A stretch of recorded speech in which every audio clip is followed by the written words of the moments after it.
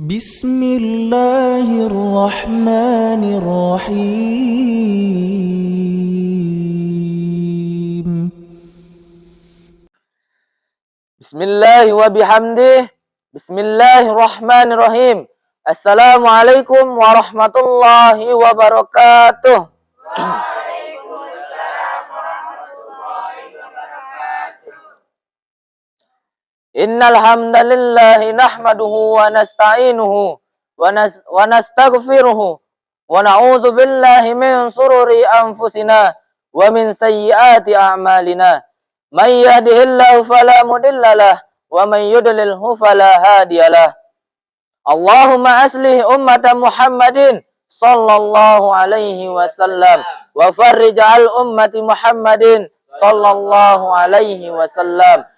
Warham ummata Muhammadin sallallahu alaihi wasallam.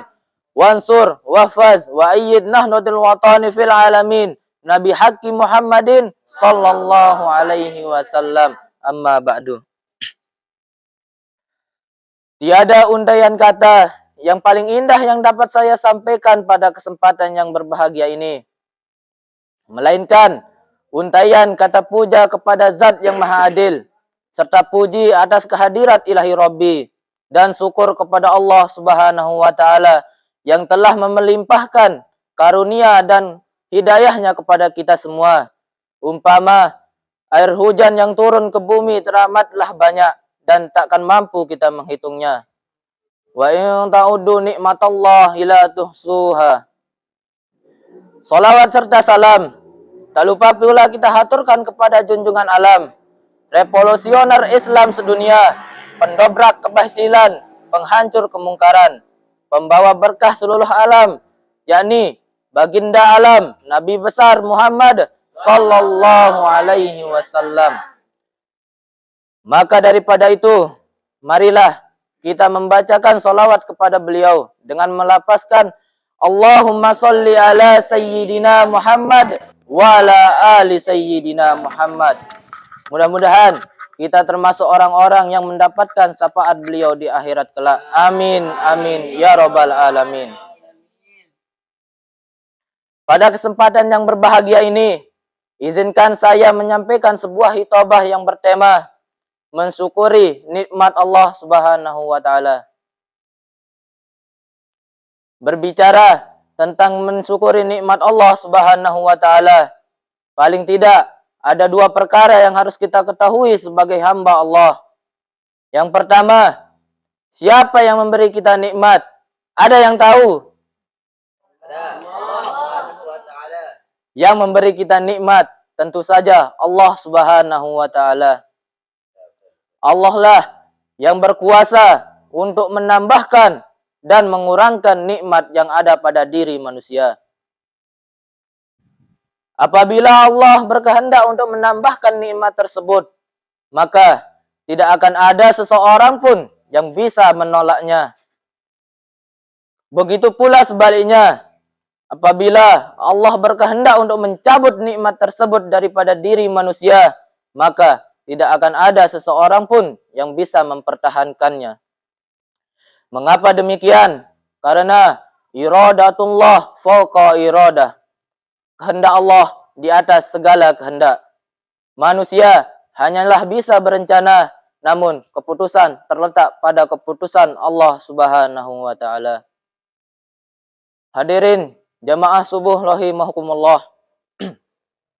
Kemudian yang kedua, sikap orang yang ketika menerima nikmat Allah tidaklah sama.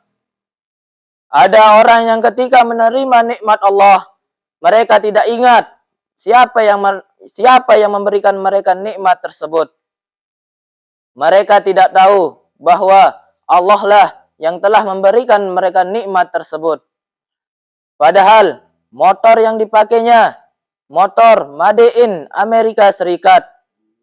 Mobilnya mewah mengkilat, rumahnya bertingkat 4, di giginya ada jemuran berkawat. Mau apapun tinggal suruh bodyguard. Tapi sayang 1000 sayang, mereka tidak pernah ingat akan akhirat. Betul apa betul? Betul.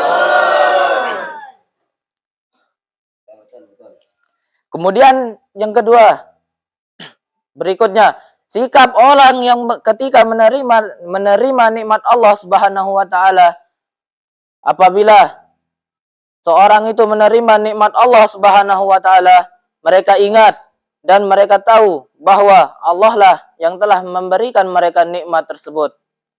Sehingga mereka senantiasa mengucapkan kata-kata baik dan senantiasa melapaskan lapas pujian. Alhamdulillahi Rabbil Alamin.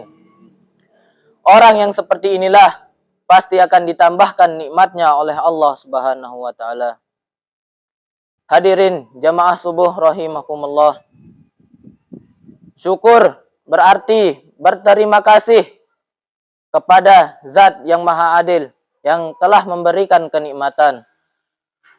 Orang yang bersyukur kepada Allah berarti orang yang berterima kasih kepada Allah Subhanahu wa taala karena telah diberikan kenikmatan.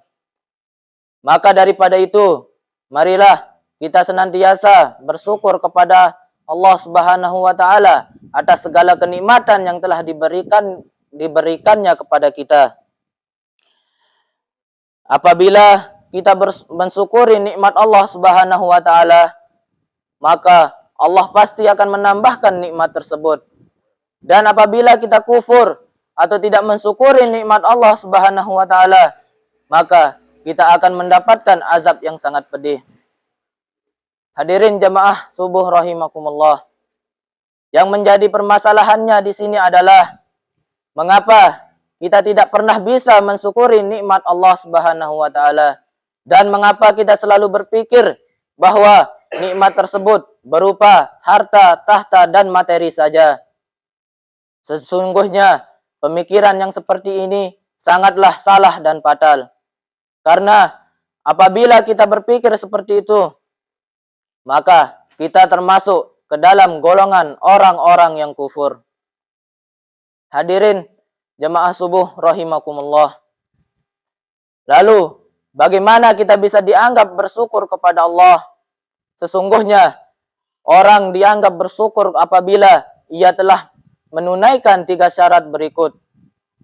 Pertama, menanamkan di dalam jiwa yang paling dalam bahwa nikmat tersebut hanyalah milik Allah Subhanahu wa taala. Kedua, kita akan selalu memuji Allah Subhanahu wa taala dengan ucapan Alhamdulillahi Rabbil Alamin ketika mendapatkan kenikmatan. Ketiga, orang yang bersyukur kepada Allah Subhanahu wa taala akan menggunakan kenikmatannya untuk beribadah kepada Allah Subhanahu wa taala.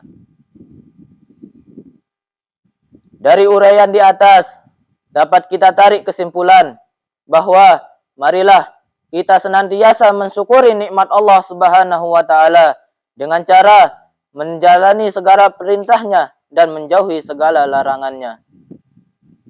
Hadirin jamaah subuh rahimakumullah. Mungkin hanya ini yang bisa saya sampaikan. Jalan-jalan ke kota Mekah, ingin sholat berlama-lama. Semoga pidato ini membawa berkah, membawa rahmat bagi kita semua. Wallahul muwaffiq wal hadi ila sabilir rasyad. Assalamualaikum warahmatullahi wabarakatuh.